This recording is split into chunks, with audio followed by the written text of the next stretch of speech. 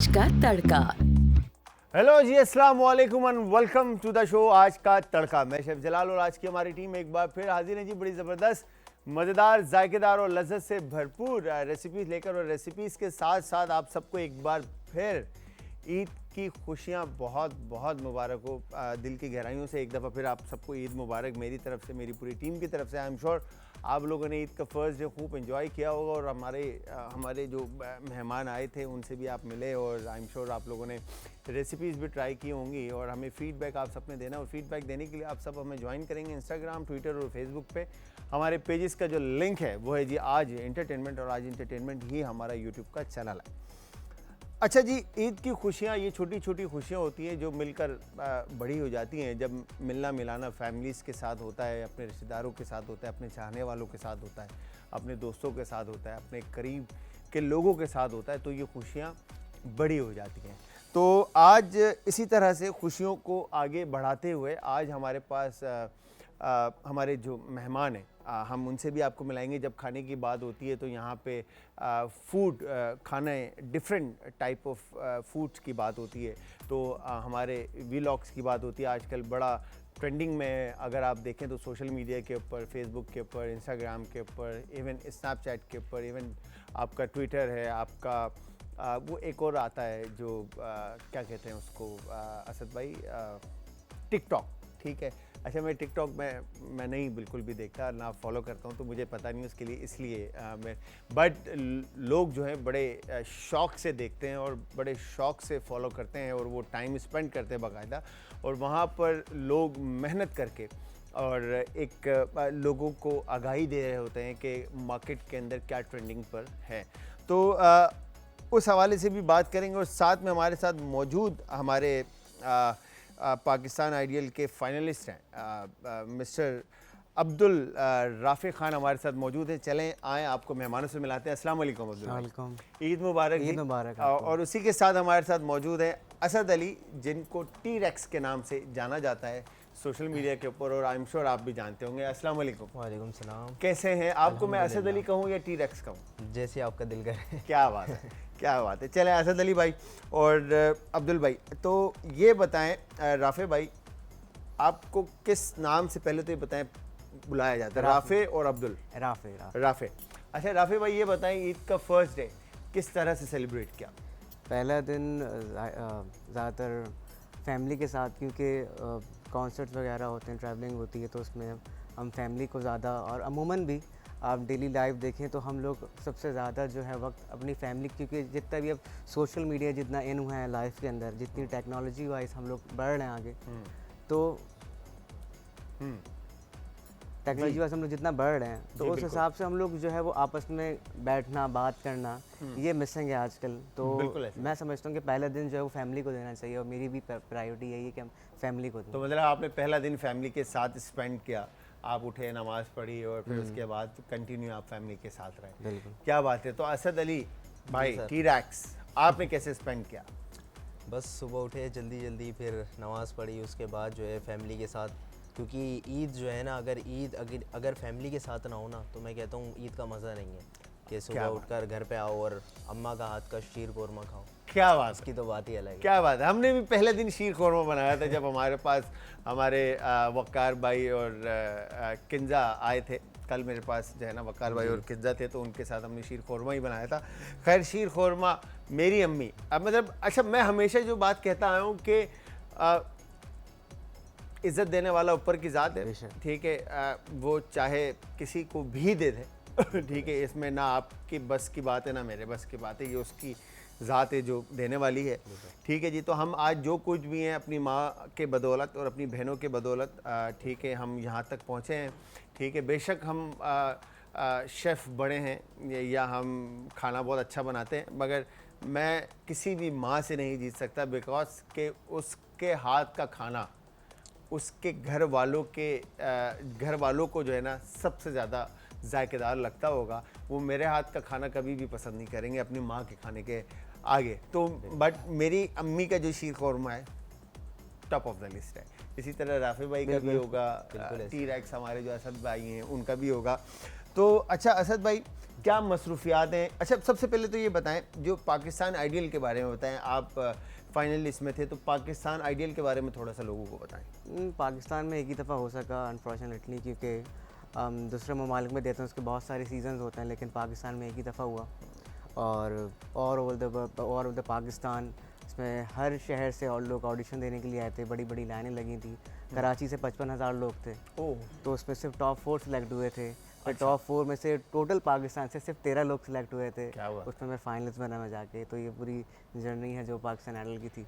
तो अच्छा मैं अगेन हम अपने आप को बाथरूम सिंगर कहते हैं, और वो बड़े शौक से जो है ना बड़ा मस्त हो के गा रहे होते हैं। अब आप सोचें हज़ारों की तादाद में से 13 लोगों में, और फिर उसके बाद फाइनलिस्ट में आना, ये एक एजाज़ की बात है। मतलब ये कोई आसान बात नहीं है। इट्स नॉट मतलब लाइक जोक के आप इतने लोगों में से निकल कर जो है ना 13 लोगों में, और 13 लोगों में से भी फाइनलिस्ट के अंदर। तो राफ़ी भाई, वो कौन सा गाना था जिसको सुनकर आपको सेलेक्ट किया गया? वो राहत साहब का था, और वो बेसिकली उस वक्त हमारे अंदरूनी जो हमारे पड़ोसी मुल्क से हालात अच्छे थे, तो उस वक्त हम गाने बैन नहीं हुआ करते थे। तो आपको पता है टोटली पाकिस्तानी कंटेंट हम लोग आ रहे होते हैं अपने टीवी चैनल्स पे आके। तो उस वक्त ये वाला कंटेंट इन था, तो हम लोग ज़्यादातर बॉलीवुड गाने गाते। उसमें मैंने एक गाना गाया था राहत फ़तेह अली खान साहब का, नैना ठग लेंगे। ठीक है, तो वो गा के मुझे सिलेक्शन मिली थी उनकी। सिलेक्शन मिली थी। बिल्कुल। तो फिर गाएं, सुनाएं सर, बिल्कुल सुनाएं। क्या इंडियन कंटेंट? हाँ, मतलब आप सुनाएं सर। राहत फ़तेह अली खान हमारे स्टार हैं, और हमारे पाकिस्तान का नाम है, और मतलब कोई सा भी आप सुना सकते हैं, कोई इसमें वो नहीं। नैनों की मत मानियो रे, नैनों की मत सुनियो, नैनों की मत मानियो रे, नैनों की मत सुनियो, नैनों की मत सुनियो रे, नैना ठग लेंगे नैना ठग लेंगे। जगते जादू फूकेंगे रे, जगते जादू, जगते जादू फूकेंगे रे, नींद बंजर कर देंगे, नैना ठग लेंगे नैना ठग लेंगे। नैनों की मत मानियो रे।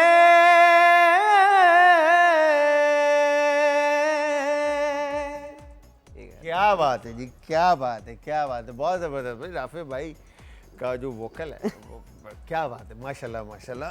ये सिर्फ आप ब्लेस्ड हैं बेसिकली। ये आपकी फैमिली की दुआएं हैं, और लोगों का आपसे प्यार है जो आप ब्लेस्ड हैं। ग्रेट। अच्छा, अब हम आते हैं अगर असद अली के पास। असद अली भाई, जर्नी कैसे स्टार्ट हुई? जर्नी तो बहुत ही डिफ़िकल्ट रही है स्टार्टिंग से ही, और अगर इसमें किसी ने सपोर्ट किया है तो मैं सबसे पहला क्रेडिट तो अपने पापा को और मामा को ही देना चाहूँगा। क्या बात? इनकी ही सपोर्ट थी, कभी ऐसा नहीं हुआ। क्योंकि आपको पता है पाकिस्तानी फैमिली में ऐसा होता है कि अगर जवान लड़का है तो कहते हैं कि कमाना ज़रूरी है, ठीक है। और मैं कुछ साल तक तो मैंने कुछ भी नहीं कमाया, बल्कि पापा मुझे सपोर्ट करते रहे। क्या बात है। और इस ईयर मैंने अल्हम्दुलिल्लाह काफ़ी अच्छी अर्निंग की, और अपने वालिदैन को शॉपिंग भी कराई। क्या बात, सारी चीज़ें। तो मकसद जर्नी जो है तकरीबन 4 साल पहले ये स्टार्ट हुई थी, लेकिन कामयाबी इस साल मिली। क्या बात है। देखिए, एंड ऑफ द डे हुई कामयाबी हुई। बिल्कुल ऐसे ही है। मतलब अच्छा, अगर आप कामयाबी की बात करते तो कामयाबी ये थी कि आपकी अर्निंग स्टार्ट हो गई। कामयाबी दो सूरत में, यानी पहले मैं काम करता रहा लेकिन मुझे कोई पहचानता नहीं था, लेकिन इस साल अल्लाह ताला ने ऐसा मुझे नवाजा कि लोग मुझे पहचानने लग गए। यानी मैं कहीं फूड व्लॉग शूट कर रहा हूँ, या फिर मैं ऐसे ही भी बाहर जा रहा हूँ फैमिली के साथ, तो लोग मिलते हैं, ओ टी-रेक्स भाई, एक पिक्चर हो सकती है आपके साथ। ये तो बहुत खुशी होती है। मकसद मैं कुछ भी नहीं हूँ, लेकिन अल्लाह ताला ने जो ये चीज़ मुझे नवाजी है ना, बस इसे देख के खुशी होती है। और फिर अर्निंग भी अल्हम्दुलिल्लाह अच्छी अर्निंग हो रही है, तो बस फिर फैमिली भी खुश है, हम भी खुश हैं। क्या बात है। ये खुशी उस वक्त होती है, ये वसूल उस वक्त होता है जब आपके वालिदैन को उनकी गैदरिंग में कहा जाता है कि तुम्हारा बेटा जो है ना वो कामयाब हो गया। तो उस वक्त जो माँ का जो प्राउड होता है, या आपके वालिद साहब का जो प्राउड होता है ना, वो मूवमेंट होता है कि बंदा कहता है कि बस अब बस यहाँ पर एंड है, मेहनत मेहनत वसूल हो गई। राफी भाई से सवाल करते हैं कि राफी भाई आपकी जर्नी स्टार्ट हुई मेरे ख्याल से जो मुझे लगता है पाकिस्तान आइडियल से, ठीक है? तो आप उससे पहले से मतलब शौक रखते थे या क्या, किस तरह से मतलब स्टार्ट लिया? मैं 3 साल का था तो तब से मैंने थोड़ा बहुत, क्योंकि आर्टिस्ट जो होता है बॉर्न होता है, बॉर्न आर्टिस्ट, सही है। क्या बात है। तो मैं 3 साल की उम्र से था, तो ये चीज़ मेरे भाई या मेरी वालदा ने नोट की कि मेरे अंदर ये चीज़ें हैं, क्योंकि हमारी फैमिली में कोई भी गाता नहीं है। वालदा को नात पढ़ने का, क्योंकि वालदा नात पढ़ा करती थी, तो उन्होंने देखा कि ये चीज़ है। तो फिर जब मैं 7 साल का हुआ तो मैंने प्रॉपर क्लासिकल ट्रेनिंग लेना शुरू करी। अच्छा, मेरे म्यूजिकल क्लासेस लेना शुरू कर। मेरी जो टीचर है वो इंतज़ार हुसैन है, वो अपने नापा में ही पढ़ाते हैं। तो 7 साल की उम्र से मैंने क्लासिकल म्यूज़िक सीखना शुरू तो कर आपने दिया। नापा से बेसिकली अपनी एजुकेशन मैंने जो पहले मैं उस्ताद के पास मैं जाता रहा, उसके बाद फिर मैं नापा गया, क्योंकि सीखने का जो सिलसिला है वो तो अभी तक चल ही रहा वो है। तो नो डाउट, वो तो जिंदगी लेकिन भर चलता हाँ, रहेगा। मैं नापा से ही पढ़ा मैंने। और फिर लेकिन मेरे जो फर्स्ट टीचर थे उनके घर जाया करता था, क्योंकि बहुत छोटा सा था। और जैसे भाई ने कहा कि वालदैन जो होते हैं ना, अगर आपको वालदैन सपोर्टर मिल जाए ना आपकी ज़िंदगी में, तो मैं समझता हूँ कि आपको कामयाबी से कोई रोक नहीं सकता, क्योंकि वो आपको सबसे बड़ी जो हिम्मत बंधाते हैं ना, वो आपके माँ बाप होते हैं। क्योंकि सबसे बड़ी इंस्पिरेशन भी आपको माँ बाप से मिलती है। नो अगर डाउट, 110। तो मेरी भी जो इंस्पिरेशन थी वो मेरे घर से ही थी, कि सबसे पहले मैंने उनको देखा, उनसे अडेप्ट किया, फिर जाना कि मेहदी हसन खान साहब, क्योंकि मुझे तो अच्छा, नहीं मतलब इंस्पिरेशन एडप्शन जो है वो आपको हाँ, अम्मी मेरी और अब्बू से मिली या हाँ, फैमिली से मिली, बिल्कुल। मगर फिर उसके बाद आपके जो मतलब कहेंगे कि उस्ताद रहे या सीनियर रहे या आपने जिनकी सरपरस्ती में सीखा, वो आपके टीचर्स थे। बिल्कुल। ठीक है। अच्छा, तो क्या आप समझते हैं कि एजुकेशन लेना ज़रूरी है या प्रैक्टिस ज़रूरी है, या आप देखकर किसी को ये समझ सकते हैं कि यार मैं इसकी तरह गाने की कोशिश करूं और मेरा वोकल जो है वो खुल जाएगा या मैं सिंगर बन जाऊंगा? देखिए, जब आप सीखना शुरू करते हैं ना, तो आपके दिल से ये बात निकल जाती है कि मुझे इसकी तरह बनना है। अगर आप ये तो सोच के inspiration आपकी रही। ये सोच के अगर आप सीखेंगे मुझे इसकी तरह बनना है, क्योंकि we have already Mehdi Hasan Khan साहब, we have already Atif Aslam, क्योंकि आपकी कोशिश ये होनी चाहिए, अप्रोच ये होनी चाहिए कि अब मेरी अपनी पहचान हो। क्योंकि अगर आप उसकी तरह गाना शुरू कर देंगे तो हमारे पास ऑलरेडी है, सही है, आतिफ असलम है, हमारे पास राहत अली खान है। तो जब आप सीखना शुरू करते हैं, मैं कहता हूँ सीखना इसलिए ज़रूरी होता है, जब आप सीखना शुरू करेंगे तो आपके जहन से ये सवाल खुद ही उड़ जाएगा कि मुझे इसकी तरह बनना है। फिर आपकी अप्रोच ये होगी कि यार मुझे इसकी तरह नाम कमाना है या मुझे इसकी तरह सीखना है, क्योंकि आज जो वो मुकाम पे पहुँचे हैं, मेरे हिसाब से किसी को भी थाली में नहीं मिलता। उसके पीछे बहुत सालों की स्ट्रगल होती है, मेहनत होती है। हमने नुसरत अली खान साहब की बहुत सारी वीडियोस देखी हैं जिसमें राहत साहब जो हैं पीछे बैठे हुए हैं, उनके साथ प्रैक्टिस कर रहे हैं, उनको प्रैक्टिस करवा रहे हैं। तो ये थ्रू आउट पूरी जर्नी होती है जो एक हर आर्टिस्ट को फेस करनी पड़ती है। तो आपका कोई सॉन्ग आया है अभी तक? बिल्कुल, रिसेंटली मेरा B for you music India से मेरा गाना लॉन्च हुआ है, और उसमें भी 2 मिलियन व्यूज़ भी हैं। अच्छा, माशाल्लाह। हाँ, तो साथ साथ ये भी चल रहा है, ओएसटीज़ भी चल रहा है। अभी मैंने ग्रीन एंटरटेनमेंट के लिए गाया, एक्सप्रेस न्यूज़ के लिए ओएसटीज़ गाएं। तो ये जो है साइड बाय अच्छा, साइड माशाल्लाह, चल रहा है। जर्नी हाँ, चल रही है ये। पीक पर है, मतलब बिल्कुल। स्टार्ट हो चुकी है। बिल्कुल, और बिल्कुल। अल्हम्दुलिल्लाह मतलब घर वालों की दुआ जो है वो बेशक। आपको आगे लेके जाएगी। बेशक। माशाल्लाह, अल्लाह मियां आपको इसी तरह से कामयाब करे, मेरी दुआ आपके साथ है। तो आप बताएं कि असद अली टी रैक्स के वीलॉगिंग क्या मतलब कोई भी कैमरा उठा के वीलॉगर बन सकता है या मोबाइल उठा के वीलॉगर बन सकता है? बिल्कुल बन सकता है, हर बच्चा बन सकता है, लेकिन ये बात होती है इंटरेस्ट पर। मकसद अगर आपको किसी फील्ड में इंटरेस्ट है तो आप कर जाओगे, और अगर इंटरेस्ट नहीं है और ज़बरदस्ती उसको प्रेशराइज़ किया जाए तो वो शायद ना कर पाए। अब मुझे इस चीज़ में इंटरेस्ट थी स्टार्टिंग से ही। मकसद अगर मैं आपको बताऊं, देखिए हमारे पाकिस्तान में तो यही होता है, मैं बैक बेंचर रह चुका हूँ। सॉरी, बैक बेंचर रह चुके हैं। अच्छा, ओके। तो क्लास में मकसद स्टूडेंट्स को तंग करना, सबसे लास्ट में बैठ के, तो ये सीन। मकसद पढ़ाई में कोई इतना ज़्यादा इंटरेस्ट था आगे नहीं, वालों को लेकिन तंग करना है कि क्या हाँ, पढ़ो नहीं, इधर मेरी तरफ जो देखो। पढ़ रहे हैं उनको तंग करना। हाँ, उनको तंग करना। ठीक है। तो फैमिली चाहती थी कि पढ़ें, तो ये है कि अल्हम्दुलिल्लाह पढ़ाई तो हो गई है कंप्लीट, लेकिन मेरा इंटरेस्ट जो है ना शुरू से मीडिया से रिलेटेड था, सोशल अच्छा, मीडिया। मतलब आपने व्लॉगिंग जो है व्लॉग जो है आपने ये फूड का किया, जी जी। ठीक है, तो क्या फूड से शौक था? Food and travel. Food and travel, जी फूड एंड ट्रैवल दोनों? जी जी, दोनों। तो आपको क्या फूड से लगाव था, या आपको लगा कि यहाँ पे स्कोप है, या ये एक एरिया है जो ब्लैंक है या खाली है, तो इस एरिया को मैं फिल करूँ, तो आपने इस तरह से इसको पकड़ा, या शेफ बनना चाहते थे, ये क्या मतलब किस वजह से? असल में जिस टाइम पर मैं आया ना फूड पर, उस वक्त कंपटीशन बहुत ज़्यादा हो चुका था। ओके। यानी मैंने स्टार्ट तो तकरीबन 4 साल पहले किया था, लेकिन फूड से स्टार्ट नहीं किया था। मैंने जस्ट एक चैनल बनाया था, मैं कुछ यूट्यूबर्स को देखता था, प्रैंक्स वगैरह वो बनाने लग गए। अच्छा, मुझे नहीं पता था कि प्रैंक्स में स्क्रिप्टेड ज़्यादा होता है, हम रियल करने लग गए थे। रोड पे कुछ लोगों से पिटाई भी हुई। अच्छा। तो ऐसा भी हुआ, कुछ मतलब लड़ाई भी हुई। फुल सीन ऑन रहा है, हाँ? फुल सीन ऑन रहा है। अच्छा, तो कितने सब्सक्राइबर हैं अभी आपके, या मतलब जो फॉलोवर्स इन ऑल सारी तकरीबन मेरे इस वक्त जो है अभी 21,000 से ऊपर टिकटॉक पर होने वाले हैं, और ये टिकटॉक मेरा जस्ट 1 मंथ में ग्रो हुआ है। अच्छा, माशाल्लाह। Just 1 month. क्या बात है। मकसद इससे पहले ज़ीरो थे, मैंने अच्छा। न्यू अकाउंट क्रिएट करा था, और अभी अल्हम्दुलिल्लाह ऐसी ऑडियंस हो गई है कि कोई भी वीडियो मैं अपलोड करता हूँ तो वो लाख, 1.5 लाख, 2 लाख, 3 लाख या मिलियन पे भी, मेरी 5-6 वीडियो या ज़्यादा ही मिलियन पे। अच्छा, क्या बात है, क्या बात है। अच्छा, मैं अगर राफी भाई आपकी तरफ आता हूँ, तो सपोर्ट तो वालिदैन का रहा, अपना इंटरेस्ट कितना रहा कि यार मैं इस शख्स की इंस्पिरेशन लूँ और इसकी तरह बनूँ, तो वो कौन से सिंगर हैं जिनका आप नाम लेना चाहेंगे? मेरा जो आगाज़ हुआ था, मैंने जब म्यूज़िक स्टार्ट किया तो मुझे मेहदी हसन खान साहब ने बहुत इंस्पायर किया। मुझे मेरी पहली गज़ल ज़िंदगी में सभी प्यार किया करते हैं, ये मेरी पहली गज़ल थी जो मैंने स्टेज पे गाई थी। जब मैंने इनको शुरू किया तो फिर मैंने कहा कि नहीं, मुझे और जॉनर्स भी एक्सप्लोर करने चाहिए, जैसे कि रॉक हो गया, पॉप हो गया। तो जब आप क्लासिकल म्यूज़िक सीखते हैं तो आपके लिए ये गाना बहुत आसान हो जाता है, क्योंकि कहा जाता है कि सीधा गाना सबसे ज़्यादा मुश्किल होता है। क्योंकि आप अगर क्लासिकल सीख लेते हैं ना, तो आपको पता है कि आपने सीधा गाना किस तरह गाना है, आपने क्लासिकल गाना गाना है तो सेमी क्लासिकल कैसे गाना है, आप सीख जाते हैं तो आपको ये नॉलेज हो जाती है कि यार मैंने हर गाने के साथ जस्टिफिकेशन करनी है, एक्स्ट्रा जगह नहीं लगानी, क्योंकि एक्स्ट्रा जगह लगाने से उस गाने की खूबसूरती मर जाती है। अच्छा, मैं आजकल जैसे ये सोशल मीडिया के ऊपर लोग जो हैं वो फेम ले लेते हैं, और बंद कमरे में 4 मतलब लाइनें गा ली और मिलियंस फॉलोअर्स और मिलियंस लाइक्स आ जाते हैं, तो क्या आप उनको सिंगर काउंट करते हैं? देखिए, आजकल जिस तरह वही मैं बात बोल रहा हूँ कि एक चीज़ होती है कि हम कहते हैं कि एक स्टार होता है, एक लेजेंड होता है।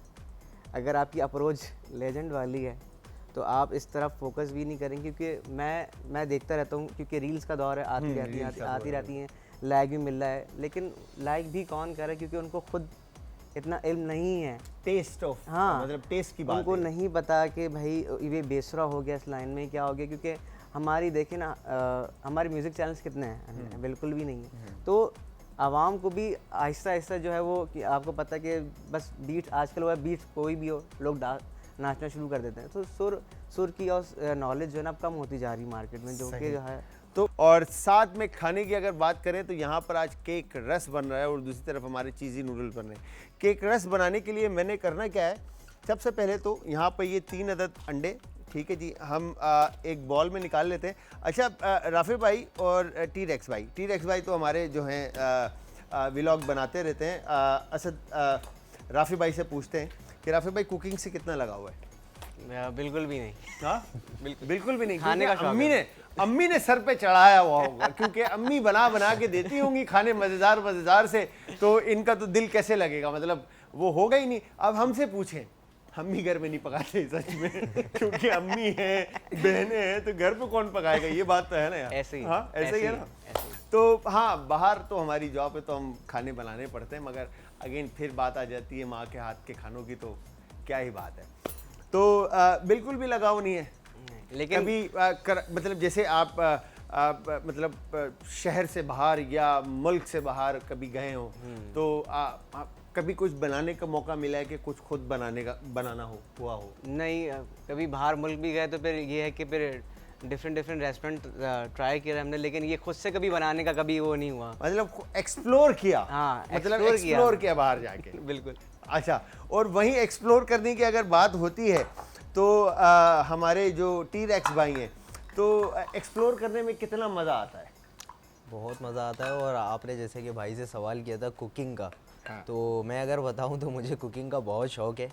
और असल में हमारा फ्रेंड्स का जो ग्रुप है ना, उसमें हम कहीं ना कहीं ट्रिप पर जाते रहते हैं कैंपिंग वगैरह के लिए। अच्छा, कैंपिंग करते हैं तो वहाँ क्योंकि पर वो मैं ही travel बनाता भी है हूँ। उसके अंदर। हाँ, ट्रैवल, तो वहाँ पर मैं ही खाना बनाता हूँ। मेरे ब्लॉग्स में भी देखेंगे ना तो मैं आपको कुकिंग करता हुआ नज़र आऊँगा। क्या बात है। ऐसा है। तो कुकिंग के अंदर आप क्या अच्छा बना लेते हैं वैसे? कढ़ाई ज़्यादा अच्छी बना लेता हूँ। कढ़ाई अच्छी बना कढ़ाई लेते अच्छी हैं? यार ये बना सब लेता हूँ। कढ़ाई क्यों बना लेते हैं यार? कढ़ाई मतलब क्या, व्हाट इज दिस यार? मतलब थोड़ा पास्ता शास्ता की तरफ आए बंदा। अब हमारे लोग जो हैं वो आगे बढ़ते जा रहे हैं, मगर क्या करें, पाकिस्तानी टेस्ट है, हमारा अपना टेस्ट है। अम्मा और बहनों ने जो है ना कढ़ाई, कुन्ने, बिरयानी ते भिंडी ते दालें, इनसे दाल आगे चावल। निकल ही नहीं रहे वो भी हैं। ये दाल घर चावल। में- हाँ, दाल चावल। दाल चावल। अब दाल चावल की बात हो तो फिर वो हमेशा वो यही होता है ना कि यार घर में जब बकरा ईद होती है तो हम बोलते दाल चावल, और जब बकरा ईद नहीं होती तो हम बोलते गोश्त खिलाओ भाई। गोश्त, हैं? ऐसे ही है। ऐसा ही है। तो यहाँ पर ये बात चलती रहेगी। तो हमने अंडे और चीनी को एक साथ शामिल कर दिया और इसको हम अच्छी तरह से बीट कर लेंगे। दूसरी तरफ मैंने फ्लावर के अंदर सोडा, नमक ये ऐड कर दिया। और इस तरफ हमने क्या करना है, बटर को मैंने पैन गरम किया है और इस पैन के अंदर, ठीक है, ये बटर मैं शामिल कर रहा हूँ। ठीक है जी, बटर शामिल करने के बाद हम इसको मेल्ट कर देंगे और मेल्टिंग पॉइंट के ऊपर हमने इसको मिक्सचर में ऐड करना है। राफे भाई, जी। घर में कौन सा नंबर है आपका? सबसे लास्ट। लास्ट, मतलब आप सबसे छोटे और चहीते हैं। बिल्कुल ऐसे ही ये तो है। बिल्कुल तो ऐसा। ईदी मिलती है या ईदी देनी पड़ी इस दफ़ा? नहीं, पहले जो है अभी मिलती है, लेकिन अब देनी भी पड़ती है क्योंकि भाई के बच्चे माशाल्लाह से अब वो हैं तो चाचू बन गए हाँ आप, जी, मतलब तो चाचू बन गए तो फिर अर्निंग अब भी है, तो फिर वो बिल्कुल, अब देनी ही पड़ती है। एक्सपेक्ट भी करते होंगे। बिल्कुल ऐसे ही है। तो इस दफ़ा क्या एक्सपेक्ट किया आपने कि कितनी ईदी होगी आपकी? जो मिल जाए, मतलब वो ज़्यादा वो नहीं होता क्योंकि अब जो है वो देनी पड़ती है। तो मैं कहता हूँ यार अब आप आज जितने भी आ जाए काफ़ी है मेरे लिए। इतनी ज़्यादा कोई ख्वाहिश नहीं होती कि यार इतने ज़्यादा चाहिए, क्योंकि अल्हम्दुलिल्लाह अब जो है वो देनी ही पड़ता है। कहता हूँ यार चलो बस तो अभी काफ़ी है। अम्मी से ईदी मिलती है? हाँ हाँ, वो तो सबसे पहले उनसे ही चाहिए। सबसे पहली ईदी उन्हीं से सबसे होती है। पहले उनसे ही चाहिए। और आपका टी-रेक्स भाई? यही है कि सबसे पहले जो है जैसे ही नमाज़ पढ़ के आते हैं पापा से ईदी मिलती है। उसके बाद मामा से ईदी मिलती है। मकसद कुछ ऐसा नहीं होता है कि इतनी ईदी चाहिए, अगर प्यार से थोड़ी सी भी मिल जाए ना, और वो भी मामा पापा से, तो बहुत है, काफ़ी है। क्या बात है, क्या बात है। अब हम तो उस लिस्ट में है ही नहीं, अब हम क्या करें, हमें कौन ईदी देगा? असद भाई, हम तो दानिश भाई से ईदी लेंगे इस दफ़ा। दानिश भाई बाखुदा, इनके जेब से कुछ निकलेगा नहीं मुझे पता है, मगर हम फिर भी ईदी लेंगे बाखुदा, हम फिर भी ईदी लेंगे। इस दफ़ा नहीं छोड़ूंगा मैं। लास्ट टाइम तो बच गए थे, मगर इस दफ़ा जो है ना पूरी ईदी लेनी। इधर जितने भी स्टूडियो के अंदर बड़े हैं ना मेरे से, दानिश भाई मेरे से बहुत बड़े माशाल्लाह से। अगर आपने देखा है, आई एम श्योर आपने शो के अंदर देखा है, उम्र में काफ़ी ज़्यादा हैं, दिखते लगते नहीं हैं, मगर हैं तकरीबन 45 क्रॉस है माशाल्लाह से। मैं अभी just I am 32, you know, अभी जॉ लाइन थोड़ा सा मोटा हो गया तो जॉ लाइन जो है वो गायब हो गई है। खैर, यहाँ पे अंडे को अच्छी तरह से हम बीट कर लेते हैं। तो अंडे को और चीनी को आपने इतना फेंटना है कि एक जान हो जाए। ठीक है, फिर इसके अंदर थोड़ा सा आप वनीला एसेंस ऐड कर देंगे। ठीक है, वनीला एसेंस ऐड करने के बाद आप इसको इतना बीट करेंगे कि ये फ्लफ़ी हो जाए। वंस ये फ्लफ़ी होता है, फिर उसके बाद जो फ्लावर, सोडा और सॉल्ट का हमने जो मिक्स बनाया है, उसके अंदर हम इसको फ्लावर को इस मिक्सचर में हम फोल्ड करेंगे। और इसका जो मोल्ड है, मैं आपको दिखाऊं, यहाँ पे ये मेरे पास केक रस के लिए मोल्ड नहीं था, तो मैंने ये एलुमिनियम फॉइल का जो है ये मोल्ड बनाया है। ठीक है जी, तो आप घर में इस तरह से मोल्ड बना सकते हैं। और उसके बाद हम इसको बेक करेंगे और बेक करके आप लोगों को रिज़ल्ट दिखाएंगे। देखते हैं लेट्स सी कि इसमें से किस तरह से ये निकलता है। ठीक है, और वैसे तो आप केक के जो पैन होते हैं, मोल्ड होते हैं, आप उनमें भी इसको लगा सकते हैं गोल राउंड, और उसकी कटिंग करके आप उसकी केक रस बना सकते हैं। तो अच्छा राफे भाई, आपका अपना अगर हम कहें तो पाकिस्तान में जो जिस तरह से आपने कहा कि मेहदी हसन साहब आपके शुरू से आपकी इंस्पिरेशन रहे, ठीक है, तो आपके वैसे अब अगर हम बात करें तो यूथ के अंदर कौन है ऐसा सिंगर जो आपको लगता है कि हाँ यार इसकी आवाज़ है? मतलब ओवरऑल बताऊं या फिर सिर्फ पाकिस्तान से बताऊं आपको? मतलब पाकिस्तान का हो तो क्या बात है। पाकिस्तान से आतिफ असलम की पर्सनैलिटी मुझे बहुत अच्छी लगती है। आतिफ असलम तो सभी के शहजादे हैं ना, मसला ये है, आतिफ असलम तो सभी के शहजादे हैं। बिल्कुल ऐसे ही है। बिल्कुल ऐसा ही है। अच्छा, आजकल वो एक काविश जो थे, काविश को सुना है आपने? बिल्कुल सुना है। काविश को सुना है। एक बड़ी डिफरेंट आवाज़ और एक बड़ा एक डिफरेंट उनका एक फ्लो है, और उनका बहुत जो गुन कली आई थिंक मेरे ख्याल से एक एल्बम आया था, जो बड़ा उसके 2-3 गाने थे बड़े जो मशहूर हुए थे। हाँ, फिर आपने उनका सुना है उनको? बिल्कुल उनका फिर कोक में भी 1-2 गाने आए, कुरतलन बलूच के साथ उनका गाना है कोक स्टूडियो में। फासले गाना है कुरतलन बलूच के साथ उनका कोक अच्छा। स्टूडियो में। बिल्कुल क्या वो बात भी है, बहुत क्या हिट बात हुआ। है। अच्छा जी, यहाँ पर अब बारी है चीज़ी नूडल्स की। ठीक है जी, तो नूडल्स की बात आती है तो हम नूडल्स में अगेन नोर का चटपटा नूडल्स जो है हम ये यूज़ कर रहे हैं। इसमें 2 पैकेट हम यूज़ करेंगे, और इस पैकेट को खोलने के बाद मैं आपको बताऊं कि जब हम इस पैकेट को खोलते हैं तो इसके अंदर एक स्पाइस का पैकेट भी निकलता है इस तरह से। तो इसी स्पाइस से हम इसको सीज़न करेंगे और इसमें फ्लेवर जनरेट करेंगे। बट इसके अलावा जो फ्लेवर्स ऐड हो रहे हैं उसमें हम क्रश चिली रेड इस्तेमाल करें, ब्लैक पेपर पाउडर इस्तेमाल करें, चिकन पाउडर है, सॉल्ट है, और हर्ब्स के अंदर हम सिर्फ वेजिटेबल में ग्रीन अनियन का यूज़ करें और ग्रीन चिली, गार्लिक चॉप्ड है, और tomato ketchup, chilli garlic, soya sauce, ये एडिशनल फ्लेवर्स है जो आप ऐड करना चाहें तो आप ऐड कर सकते हैं। अदरवाइज़ कोई रॉकेट साइंस नहीं है कि आपने ऐड करना है। ठीक है जी, तो यहाँ पर हमने बटर को अच्छी तरह से मेल्ट किया, और इसके अंदर हम थोड़ा सा कुकिंग ऑयल ऐड करेंगे ताकि बटर बर्न ना हो, ठीक है, जले ना। तो यहाँ पर हमने बटर ऐड करने के बाद गार्लिक ऐड किया, और गार्लिक ऐड करने के साथ साथ हम इसको अच्छी तरह से कुक कर लेंगे। दूसरी तरफ हमने केक रस का जो मिक्सचर था उसको बेक करने के लिए हमने रख दिया। वंस ये बेक्ड होता है, ठीक है, तो मेक श्योर कि हाथ ना जले, बिल्कुल स्लो फ्लेम के ऊपर इसको हम बेक करें। 190 सेल्सियस के ऊपर पहले आप इसको बेक करेंगे, और फिर उसके बाद आप इसको फ्लेम को स्लो कर देंगे, और उसके बाद आप इसको काट कर रीबेक करेंगे ताकि क्रिस्प हो जाएंगे। ठीक है जी, तो गार्लिक यहाँ पे कुक हो रहा है। तो सर आगे क्या प्लान है, अपने आप को कहाँ देखते हैं राफी भाई? मैं कभी मेरी एक बंदे की एक सोच होती है कि उसने ना, ये मैं कहता हूँ कि आप प्रेजेंट में आप, क्योंकि इंसान बहुत सारे जो है वो ख्वाब देखता है, तो मैं कहता हूँ कि आप जो है ना, अगर आप बनना चाहते हो तो आप ख्वाब मत देखो, उसके लिए मेहनत करो। क्या बात है। तो मैं जो है वो सोचता नहीं कि मैंने ये बनना है, उसके लिए मेहनत कर रहा हूँ, बस जो मुझे बनना है। सिर्फ मेहनत करें, बाकी जो रास्ते अल्लाह बस, ताला ने आपके बेशक। लिए बनाए हुए हैं, आप वो रास्ते आपको खुद मिलते बेशक जाएंगे। बेशक। उसके ऊपर दुआएं again top of the list हैं, जो माँ बाप की और बहनों की और Indeed। चाहने वालों की दुआएं हैं, ऐसे ही। वो तो आपके साथ कनेक्ट है। ठीक है, तो असद अली टी-रैक्स, आप क्या प्लान कर रहे हैं आगे फ्यूचर में? क्या प्लान है कि व्लॉगिंग ही करते रहनी है और या व्लॉग बनाते रहना है, या कुछ और भी प्लान है? माँ व्लॉग तो देखें, ये तो पैशन है, हाँ। इसको तो कंटिन्यू रखना है, लेकिन इसके साथ साथ कोई साइड बिजनेस शुरू करना है। साइड बिजनेस शुरू करना जी, ये एक प्लान है, और व्लॉग तो चलता रहेगा इंशाल्लाह। तो साइड बिजनेस में क्या प्लान किया आपने कि किस तरह का, लाइक फूड बिजनेस ही होगा? रेस्टोरेंट, हाँ, फूड फूड ब्लॉगर हैं तो सर फूड ही प्रेफर करेंगे हम तो। हाँ, फूड ब्लॉगर हैं तो फूड ही पहले प्रेफर करेंगे। हाँ, फूड ही पहले प्रेफर करेंगे। अच्छा, मैं आपको बताता चलूँ, मैं पिछले 23 सालों से खाने पकाता हुआ आ रहा हूँ, जिसमें अगर मेरी जर्नी अगर हम बात करें तो हमने स्टार्ट तो एज डिशवॉशर बर्तन धोने से स्टार्ट किया था, मगर टाइम के साथ हम यहाँ तक पहुँच गए। अल्लाह ताला ने हमें यहाँ पहुँचा दिया, और दुआओं की बदौलत, हमारे माँ बाप और बहन भाइयों की दुआएं थी, तो हम यहाँ पहुँच गए।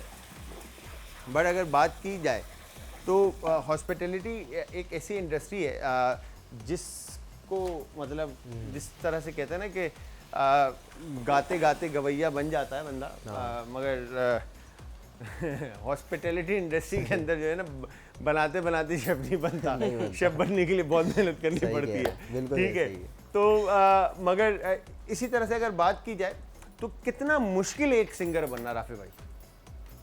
देखिए, मैं ये कहता हूँ कि नामुमकिन कोई चीज़ नहीं है। बिल्कुल सही है, ऐसा ही है। लेकिन आजकल की मैं जो चीज़ देखता हूँ लोगों में, वो डिसार्ट बहुत जल्दी हो जाते हैं। बिल्कुल, क्योंकि वो चाहते हैं कि फ़ौरन से सक्सेस मिल जाए, फ़ौरन से पैसे आना शुरू हो जाएं, हर चीज़ बहुत जल्दी हो जाए। Shortcut, लेकिन हाँ, shortcut लेकिन चाहिए। कोई भी चीज़ जो है ना, कहते हैं कि जिसको नुकसान उठाना नहीं आता ना, उसको नहीं पता फ़ायदा क्या चीज़ है। क्या बात कर दिया ये बात तो जब तक आप जो है आप हारेंगे नहीं, आपको बहुत सारे कंपटीशन आप लूज़ नहीं करेंगे।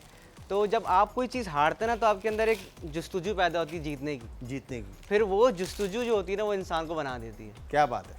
तो मेरे ख्याल से फेलियर्स इंसान की ज़िंदगी में बहुत ज़रूरी है और आने भी चाहिए। आने भी चाहिए। जब तक आप अप्स एंड डाउन्स नहीं है आपकी ज़िंदगी में, तो आपको पता ही नहीं चलेगा ज़िंदगी क्या है। आप खुद बोर हो जाएंगे जब तक आपकी ज़िंदगी में अप्स एंड डाउन्स नहीं आएंगे। तो मैं ये कहता बात हूँ तो आपने बिल्कुल 110% मैं एग्री करूंगा। जब तक हारेंगे नहीं तो जीत की खुशी का क्या मज़ा। बिल्कुल ऐसे ही है। हारने का मज़ा पहले ले लें और फिर उसके बाद जब जीतेंगे तो आपको पता चलेगा कि खुशी क्या है। बेशक। क्या बात है। तो यहाँ पर अगर मैं T-Rex भाई से पूछूं कि वीलॉगिंग के अंदर आपको क्या लगता है कि जो हमारे बाकी के जो लोग व्लॉगिंग कर रहे हैं फूड की, तो इसके अंदर किन चीज़ों का ख्याल रखना पड़ता है? अगर कोई देख रहा है इस वक्त आपको और वो लर्न करना चाहता है, आपसे सीखना चाहता है, तो क्या चीज़ें ज़रूरी होती हैं? देखिए, सबसे पहले तो आपके अंदर वो स्किल्स होनी चाहिए।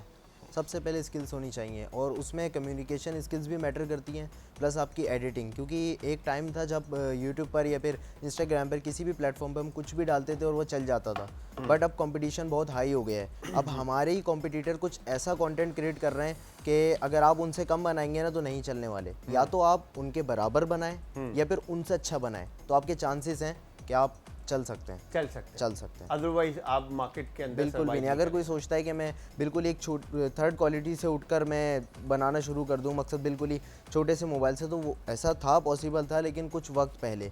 अब जो है कंपटीशन बहुत ज़्यादा बढ़ गया है। आपको उस तरह के मोबाइल की रिक्वायरमेंट है, कैमरा बिल्कुल की ऐसे ही रिक्वायरमेंट है, वॉइस क्वालिटी की सर आप ये देखिए ना कि अगर मार्केट में कोई एक शॉप पर कोई अच्छी चीज़ सेल हो रही हो भी कम प्राइस में, और यहीं अगर दूसरी शॉप पर उसी प्राइस में कोई ख़राब चीज़ सेल हो रही है, तो लोग कहाँ जाएंगे? तो अर्निंग यूट्यूब से तो मैंने सुना अर्निंग है, तो इंस्टाग्राम और टिकटॉक और बाकी की जो प्लेटफॉर्म है सोशल मीडिया के, वहाँ से भी अर्निंग है? असल में टिकटॉक की मोनेटाइजेशन अभी पाकिस्तान में नहीं है, और फेसबुक की भी मोनेटाइजेशन नहीं है पाकिस्तान में। यूट्यूब की मोनेटाइजेशन है, बट अब वो भी जो है ना उसमें कुछ उन्होंने थोड़े से सीन कर दिए। असल में हमारे पाकिस्तानी लोग शॉर्टकट ज़्यादा करते हैं ना प्रीफर, तो उनकी वजह से उन्होंने यहाँ की भी मोनेटाइजेशन ख़त्म कर दी है। मकसद अगर आप मोनेटाइज कराते हैं तो आपने अपने अकाउंट को जो है ना किसी अदर कंट्री के नंबर से वेरीफाई कराना होता है। अच्छा, यूट्यूब पे भी ये अप्लाई हो गया? अब हो गया ये, बिल्कुल अब हो गया ये यूट्यूब के ऊपर भी। अच्छा, तो राफ़ी भाई माशाल्लाह से कितना अरसा हो गया आपको गाने गाते हुए और ये इवेंट या कॉन्सर्ट और ये सारी चीज़ें करते हुए? मैंने 10 साल की उम्र से प्रॉपर शोज़ करना शुरू कर दिए थे। अच्छा, माशाल्लाह। तो अब मतलब 20 साल से ऊपर हो गए। 20 साल से ऊपर। तो पहली अर्निंग पर क्या कमेंट्स मिले, या पहला जो आपको अर्निंग हुई आपकी, या आपको पहला क्या कहेंगे कि आपको जो आपके परफॉर्मेंस के पैसे मिले, तो उस पर घर पे क्या रिएक्शन था? सबसे पहले रिएक्शन तो नहीं कहूँगा, क्योंकि ना हम जब छोटे होते हैं तो हमारे जो वालिदैन होते हैं ना, उनको ये होता है कि हमारे बच्चे इस स्टेज पे, उनको पैसे से कोई लेना देना नहीं होता। मैं 110% एग्री करता हूँ आपकी बात से। वो हमेशा आपको सक्सेस देखना चाहते सिर्फ, उनका खुशी होती जब मैं पहली दफ़ा स्टेज पे चढ़ा था, मैं आपको बताऊं कि सबसे पहले 10 साल का मैं था, मुझे अच्छी तरह था, मुझे स्टेज पे इंट्रोड्यूस जो किया था उमर शरीफ साहब ने किया था। क्या बात है। तो मेरे लिए बहुत फ़ख्र की बात थी कि उन्होंने मेरा नाम अनाउंस किया था, मुझे सुना था। तो उस वक्त भी जो खुशी थी ना उनको, उस पैसे से नहीं थी, ये थी कि मेरा बच्चा जो है ना इतने हज़ारों के मजमे में उसकी आवाज़ लोग सुन रहे हैं। क्या बात है। तो वो चीज़ जो थी ना, वो मेरे लिए बहुत ज़्यादा अहम थी कि उनको ये खुशी थी कि मुझे कितने सारे लोग सुन रहे हैं। क्योंकि हर किसी को देखिए, गाने वाले बहुत हैं, लेकिन वही वाली बात आती है कि आई एम ब्लेस्ड कि दुआएं, देखें मुझसे 1000 गुना लोग अच्छे गाने वाले हैं मार्केट में। जो आज मुझे यहाँ पे बिठाई हुई है चीज़, वो सिर्फ दुआएं और कुछ दुआएं, no doubt, 110% I am agree. बिल्कुल, ये बात बड़ी खूबसूरत की इन्होंने। मगर जो एक पहली इनकम होती है, जब मेरी सैलरी, मुझे 2200 रुपये, मुझे याद है जब मैं डिशवॉशर लगा था, 2200 रुपीज़ मुझे मिले थे और मैंने ले जाकर अम्मी को दी थी। तो वो अम्मी मेरी जो है वो रोने लग गई थी और उन्होंने मुझे कहा कि मुझे पैसे नहीं चाहिए। चलो मेरी तो ईदी हो गई, मैंने जेब में रखे, मैं बाहर निकल गया। खैर, तो माँ का प्यार जो है ना वो पैसों के लिए नहीं होता, माँ का प्यार होता है, और अपने बच्चों को वो हमेशा ग्रोथ बढ़ते हुए, कामयाब होते हुए देखना चाहती हैं। तो यहाँ पर चीज़ी नूडल्स रेडी है, केक क्रस्ट का केक ओवन में बेक हो रहा है। आपने देखा यहाँ पर हमने बड़ी ज़बरदस्त सी रेसिपीज़ जो हैं वो बना के रखी। अच्छा, तो टाइम शॉर्ट था, तो केक बनाने के बाद जो है उसको दोबारा अपने ओवन में बेक करना है कट करके, ताकि वो केक रस की फॉर्म में आ जाए, मतलब क्रिस्प हो जाए। इस वक्त ये केक बन चुका है। केक रस बनाने के लिए आप उसको ओवन में दोबारा बेक करेंगे। तो हमने केक के ऊपर मैंगो आइसक्रीम जो है वॉल्स की सर्व की है। और वॉल्स की आइसक्रीम की अगर हम बात करें तो इसमें जो किंग कुल्फ़ा हमने कल ट्राई किया था और आज मैंगो ट्राई किया है, तो यकीन जानिए कि इतना सॉफ्ट, फ्लफ़ी, मॉइस्ट और टेक्सचर जो है वो बहुत क्रीमी है। ज़रूर ट्राई कीजिएगा। और राफे भाई आप भी ट्राई करें, और टी-रेक्स भाई हमारे असद अली भाई आप भी ट्राई करें। तो आप सब ने ट्राई करना, और ट्राई करने के बाद आप सब ने हमें देना है फीडबैक देने के लिए इंस्टाग्राम, ट्विटर और फेसबुक और इवन यूट्यूब के ऊपर आप ज्वाइन करेंगे। हमारा आज इंटरटेनमेंट चैनल है, और हमारा पेजेस की जो हमारे लिंक है वो सेम ही हैं, आज इंटरटेनमेंट। तो टाइम शॉर्ट है, तो thank you very much both of you कि आप लोगों ने इतना कीमती वक्त में से वक्त निकाला और आप सब आए, और आप दोनों आए और आकर हमें टाइम दिया। जाते जाते मैं चाहूँगा कि राफी भाई कोई मैसेज अगर आप देना चाहें। ईद के हवाले से मेरा मैसेज अपने व्यूवर्स को यही होगा कि आप क्योंकि ज़िंदगी में मुश्किलात हर इंसान की ज़िंदगी में, तो आप ज़्यादातर सोचें, अच्छा सोचें, क्योंकि आप जो सोचना है वही बन जाते हैं। तो आप, मेरी अप्रोच ये है कि आप पॉजिटिव सोचें ताकि आपकी ज़िंदगी में आपके साथ पॉजिटिव हो। क्या बात है, क्या बात है। आप क्या कहते हैं टी-रेक्स भाई? ईद के हवाले से बस मैं इतना ही कहना चाहूँगा कि देखें, हमारा कुछ ऐसा भी तबका है जो ईद अच्छे से सेलिब्रेट नहीं कर पाता। तो अगर हमें अल्लाह ताला ने इतनी हैसियत दी है कि हम उनकी ईद में खुशियाँ ला सकें, तो हमें ज़रूर अपना अहम किरदार अदा करना चाहिए। तो इस ईद मेरा भी प्लान है इंशाल्लाह, कल सेकंड ईद के डे में इंशाल्लाह मैं भी जाऊंगा और कुछ लोगों के साथ खुशियाँ सेलिब्रेट करूंगा, क्योंकि वो जो आप एक स्माइल देखते हैं ना लोगों के फेस पर, बस मैं कहता हूँ बहुत है वो सेटिस्फेक्शन होती है, नो डाउट। क्या बात है। तो थैंक यू वेरी मच, बहुत बहुत शुक्रिया आप दोनों का आने का और टाइम देने का। तो व्यूअर्स, मैं शेफ जलाल और आज की हमारी टीम ईद के इस सेकंड डे के ऊपर एक दफ़ा फिर से आप सबको मेरी तरफ से, इवन हमारे गेस्ट की तरफ से और हमारी टीम आज एंटरटेनमेंट की तरफ से बहुत बहुत एक दफ़ा फिर से ईद मुबारक। और बाकी का जो पूरा टाइम है और इवन कल का दिन भी हम होंगे, और मैं यही कहूँगा कि अपने प्यारों से, अपने आस पड़ोस के लोगों से और अपने रिश्तेदारों से, दोस्तों से, फैमिली के लोगों से अच्छे से ईद का ये टाइम जो है मिलें, ईद के टाइम मिलें और उनके साथ टाइम स्पेंड करें, ताकि ये यादें ही हैं, ये खुशियाँ ही हैं जो हम एक दूसरे के साथ बांट सकते हैं। तो मैं चाहूँगा इजाज़त जी, जाते जाते हमेशा की तरह ट्राई ज़रूर कीजिएगा, अपने प्यारों का, आस पड़ोस के लोगों का, दोस्तों का और रिश्तेदारों का रखिएगा बहुत ज़्यादा ख्याल। मुझे और हमारी आज की टीम को रखिएगा अपनी दुआओं में याद। कल फिर हाजिर होऊंगा सेम टाइम सेम शो में, तो तब तक के लिए खुदा हाफिज़।